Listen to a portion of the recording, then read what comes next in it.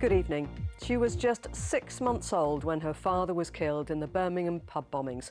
Michelle Seeley has given her first interview about growing up not knowing her dad. He died when 2 bombs exploded in city centre pubs in 1974. 21 people were killed, including her father, Paul Davis, who was only 17.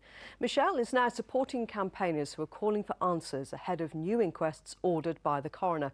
She's given her first television interview to Giles Latcham.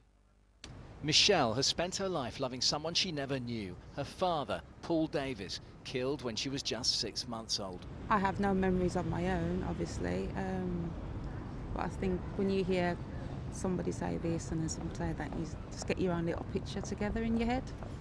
So I think that's what I've done, and I've just come to love the person that was my dad. He was a dreadlocked teenager, a karate black belt, out with his mates that night in November 1974, not even in one of the pubs blown up by the IRA, simply walking past. My dad was only 17 at the time, and there was a club that they all used to go to in town, but it was closed that night. So I think a lot of them went down towards the pubs. My dad was walking past with his friend, and that's when it happened, basically. He would have been my grandfather, great-grandfather, and he's missed all that. My children have missed that, and myself. Yeah, it's been hard. It has been hard at times. 3 weeks ago, relatives of the pub bombing victims wrote to Theresa May, then the Home Secretary, asking for legal aid, in the same way lawyers for the Hillsborough families were funded. So far, lawyers for the victims' families have worked for free. But now, with these inquests to be reopened and months more work ahead, the families have to find funding, and quickly.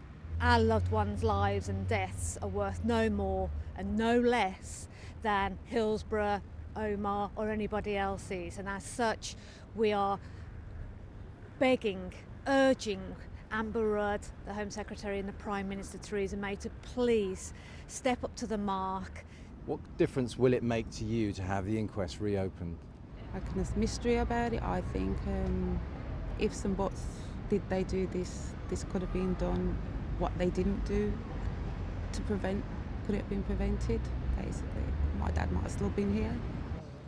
Michelle is standing together with Julie and the other families to back the campaign, and in memory of the dad she never knew, whose story she's chosen to tell after so many years. Giles Latcham, BBC Midlands Today, Birmingham.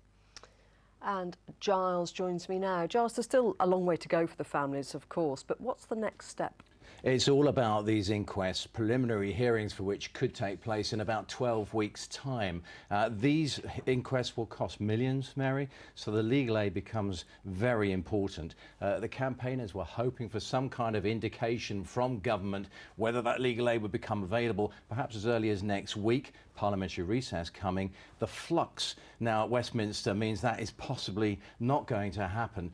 Worth remembering that Julie Hambleton and others met Theresa May in spring last year, had a very positive meeting by their account.